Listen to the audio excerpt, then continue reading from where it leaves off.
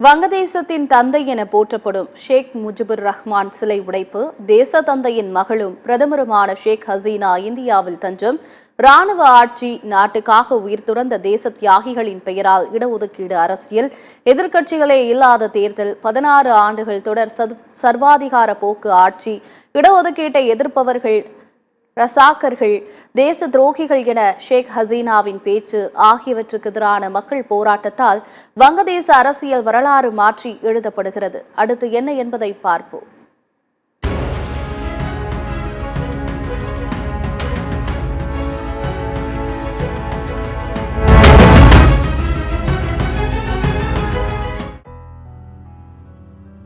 வங்கதேசத்தின் அமைதி சீர்குலைந்துள்ளது.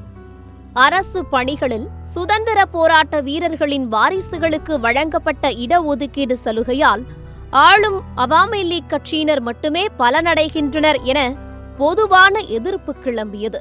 பேகம் ஹலீதா ஜியா தலைமையிலான வங்கதேச தேசிய கட்சியினர், ஆளுங்கட்சிக்கு எதிரான ஜமாத்தி இஸ்லாமிய அமைப்பினர் உள்ளிட்டோர் வீதியில் இறங்கி போராடினர். மேலும் 16 ஆண்டுகளாக எதிர்க்கட்சிகளின் தேர்தல் புறக்கணிப்பால் தேர்தலே இல்லாமல் ஷேக் ஹசீனா ஆட்சி தொடர்வதும் மக்கள் மத்தியில் எதிர்ப்பு அலைகளை உருவாக்கியிருக்கிறது. பாகிஸ்தானிடமிருந்து வங்கதேசம் விடுதலை பெற 1971ஆம் ஆண்டில் போரிட்ட வீரர்கள் முக்தி யோதாக்கள் என்று அழைக்கப்படுகின்றனர். இந்த விடுதலை போராட்டத்தில் பங்கெடுத்த வீரர்களின் குடும்பத்தினருக்கு அரசு பணிகளில் சேர 30% இடஒதுக்கீடு வழங்கப்பட்டது. மேலும் பின்தங்கிய மாவட்டங்களைச் சேர்ந்தவர்களுக்கு 40%, பெண்களுக்கு 10% என இடஒதுக்கீடு வழங்கப்பட்டது. ஒட்டுமொத்தமாக 80% இடஒதுக்கீடு அமல் செய்யப்பட்டது. இதனால் பொது பிரிவினருக்கு 20% இடஒதுக்கீடு மட்டுமே கிடைத்தது. இந்நிலையில் கடந்த 1976ஆம் ஆண்டில் பின்தங்கிய மாவட்டங்களுக்கான இடஒதுக்கீடு 40%-இலிருந்து 20%-ஆக குறைக்கப்பட்டது. இதன் மூலம் பொது பிரிவினருக்கான இடஒதுக்கீடு 40%-ஆக அதிகரித்தது. கடந்த 1985ஆம் ஆண்டில் பின்தங்கிய மாவட்டங்களுக்கான இடஒதுக்கீடு மேலும் 10% குறைக்கப்பட்டது. புதிதாக சிறுபான்மையினருக்கு 5% ஒதுக்கீடு வழங்கப்பட்டது. இதன் பிறகு பொது பிரிவினருக்கான இடஒதுக்கீடு 45%-ஆக உயர்ந்தது. ஏற்கனவே பொருளாதார ஸ்திரத்தன்மை இல்லாத காரணத்தால் தனியார் துறைகளில் வேலைக்கு உத்தரவாதமின்மை என்பதாலும் இளைஞர்கள் பெரும்பாலும் அரசு துறை வேலையையே நம்பியுள்ளனர். சுமார் 170 மில்லியன் மக்கள் வசிக்கும் நாட்டில் 30 மில்லியனுக்கும் அதிகமான இளைஞர்கள் வேலையில்லாமல் தவித்து வருகின்றனர் என்கிறது ஆய்வுகள். இந்நிலையில்தான் இந்த ஒதுக்கீட்டு முறைக்கு மாணவர்கள் மத்தியில் கடும் எதிர்ப்பு எழுந்ததை அடுத்து ஷேக் ஹசீனா தலைமையிலான அரசு கடந்த 2018ஆம் ஆண்டு ஒட்டுமொத்த இடஒதுக்கீட்டையும் ரத்து செய்தது. ஆனால் இடஒதுக்கீட்டு மீதான ரத்து நடவடிக்கையை எதிர்த்து உயர்நீதிமன்றத்தில் வழக்கு தொடரப்பட்டது. உயர்நீதிமன்றத்தில் தொடரப்பட்ட வழக்கில் இடஒதுக்கீடு மீதான அரசின் ரத்து நடவடிக்கை உத்தரவு செல்லாது எனவும், ஏற்கனவே நடைமுறையில் இருந்தபடி சுதந்திர போராட்ட தியாகிகளின் வாரிசுகள், பின்தங்கிய மாவட்டங்களைச் சேர்ந்தவர்கள், மகளிர், சிறுபான்மையினருக்கான இடஒதுக்கீடு நடைமுறைகளை கண்டிப்புடன் பின்பற்ற வேண்டும் என்று கடந்த ஜூன் 5ஆம் தேதி உயர்நீதிமன்றம் தீர்ப்பு வழங்கியது. இதையடுத்து மீண்டும் போராட்டத்தில் குதித்தனர் மாணவர்கள். தலைநகர் டாக்காவில் உள்ள டாக்கா பல்கலைக்கழக வளாகங்களில் அமைதியான முறையில் தொடங்கிய போராட்டம் நாடு முழுவதும் உள்ள மாணவர்களுக்கு சென்றடைந்த நிலையில் மாணவர்கள் நாடு முழுவதும் ஆங்காங்கே போராட்டத்தில் குதித்தனர். இந்த போராட்டத்தில் மத்தியில் ஆளும் அவாமி லீக் கட்சியின் ஆதரவு மாணவர்கள் மற்றும் போராட்டத்தில் ஈடுபட்டுள்ள மாணவர்களிடையே ஏற்பட்ட மோதல் வன்முறை போராட்டமாக வெடித்தன. போராட்டத்தை கட்டுப்படுத்த காவல்துறையினர் ரப்பர் குண்டுகளையும் கண்ணீர் புகைக்குண்டுகளையும் வீசி கலைக்க முற்பட்டனர்.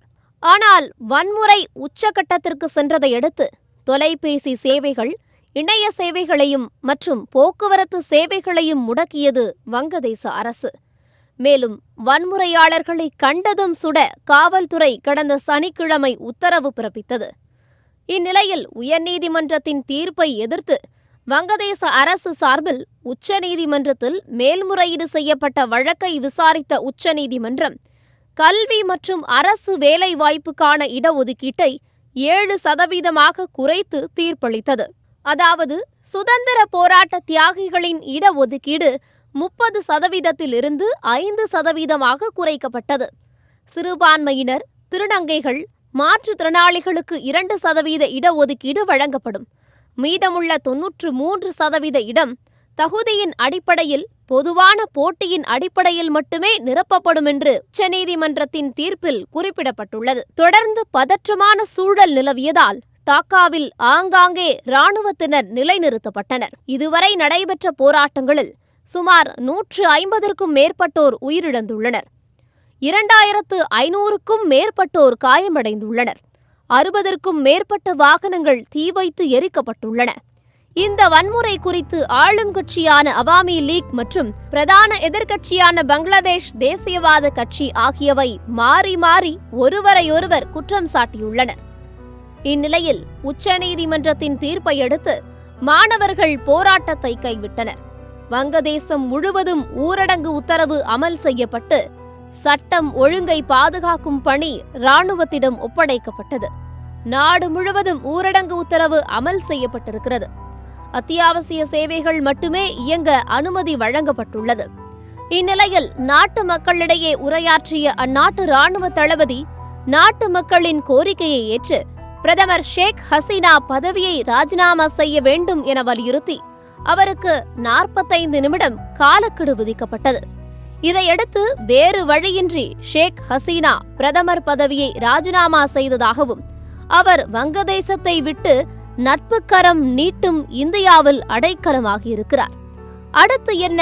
ஷேக் ஹசீனாவின் இந்திய ஆதரவு நிலைப்பாட்டால் கடந்த 15 ஆண்டுகளாக நேச நாடாக திகழ்ந்தது. புதிய அரசு இந்திய ஆதரவு நிலைக்கு எதிரானதாக இருக்குமா, சீன ஆதரவு நிலையை எடுக்குமா என பல்வேறு கேள்விகள் எழுந்துள்ளது.